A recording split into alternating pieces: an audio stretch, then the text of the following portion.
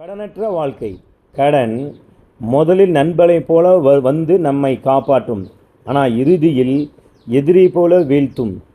பிறை தன்னை மதிக்க வேண்டும் என்று தகுதிக்கு மீறிய விலையுயர்ந்த பொருட்களை வாங்கி குவிப்பது, மது, சூதாட்டம் போன்ற பழக்கங்களுக்கு அடிமையாவது, அளவுக்கு மிஞ்சிய தாராளத்தன்மை, வீண் ஆடம்பரம், எதையும் யோசிக்காமல் பிறகு சமாளித்து கொள்ளலாம் என வெட்டி செலவு செய்வது, சேமிப்பை பற்றிய அக்கறையின்மை போன்ற பல காரணங்களில் கடன் ஏற்படுகிறது. ஆதலால் கடன் கட்டுக்குள் இருக்கும் வரை எந்த துன்பமும் நமக்கில்லை. கை மீறினால் வாழ்க்கை நரகமாகிவிடும். மீண்டு வருவது மிக மிக சிரமம்.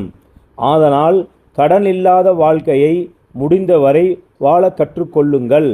கடன் இருப்பவர்களுக்கு முடிந்த அளவுக்கு அவர்களுக்கு உதவி செய்து வாழ வழிகாட்டுங்கள்.